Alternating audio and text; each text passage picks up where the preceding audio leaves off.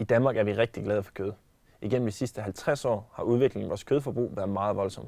Vi er nu det land i verden, der spiser næsten mest kød per indbygger om året. Men er vi overhovedet så glade for kød? Hvis ja, hvad skyldes det så, og vil det fortsætte? Vi sætter os for at undersøge sagen.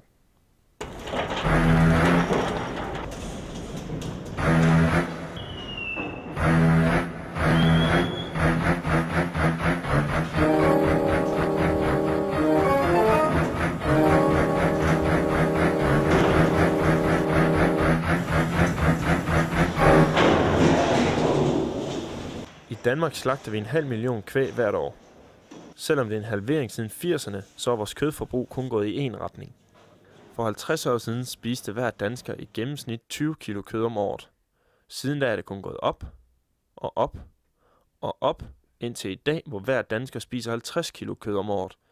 Det er der ifølge kultursociolog Christian Stenbak Larsen flere grunde til. Jo fordi at vi er et landbrugsland og også har været i mange år en stor kødeksportør, så det er jo noget, vi har produceret meget af, ikke?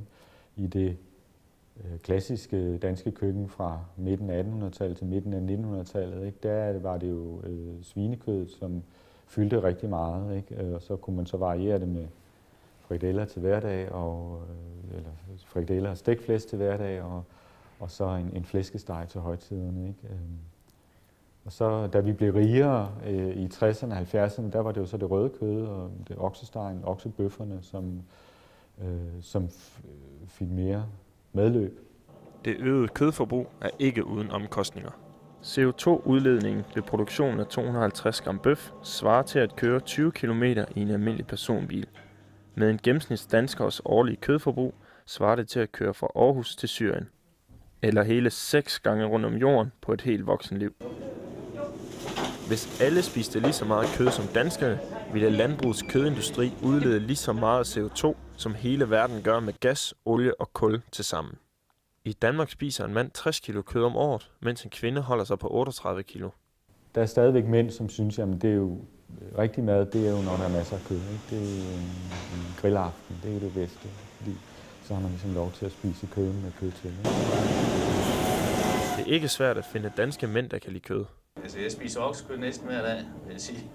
En dag uden oksekød er ikke en god dag for mig. Jeg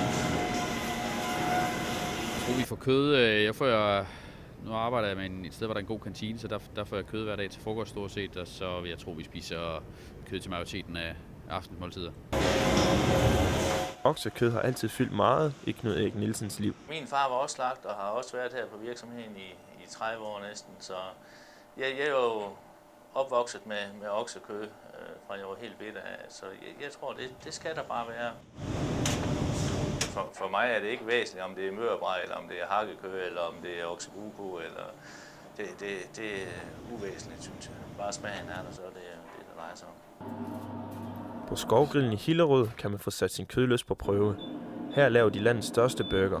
Bøffen alene vejer 2,5 kilo. Og så lidt salatmayonnaise på. Startede nok med 2 taxichauffører, der ville prøve at spise lidt om kap. Og så gjorde de jo det. Og så spurgte de, om det kunne lave nogle større bøffer. Så tænkte jeg, jo, vi kunne bare slå en masse bøffer sammen, så lavede vi en på 1 kilo. Det synes de var mægtig sjovt. Så pludselig så blev der en konkurrence ud af det. Så tænkte jeg, vi kan da godt slå den op på en sådan top 10-liste. Og så bare prøve at tage den derfra.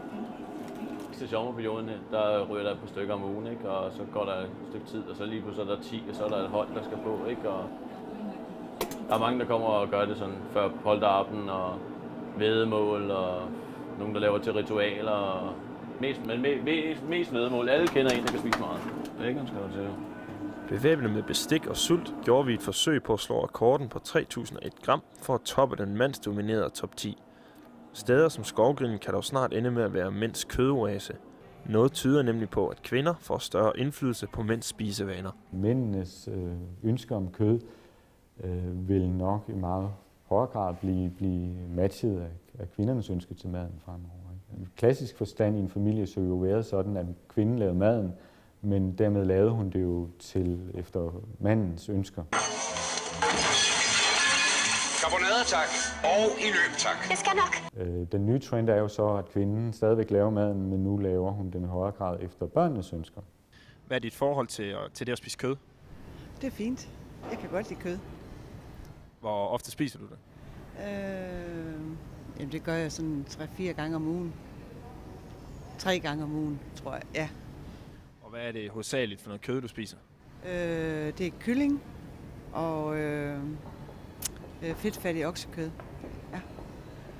Er det vigtigt for dig at få kød? Nej, det er det ikke. De små hunders opgør mod de store hanners trang til kød vil formentlig komme til at ændre den måde, vi sammensætter og døber vores måltider i fremtiden. Så traditionelt har kødet jo været det centrum i vores retter. Det vil sige, det var det, der navngav det. Ikke? Vi spiser frikadeller, og vi kan begynde at spise pasta til frikadellerne, men det er stadig, kalder vi det frikadeller. Ikke?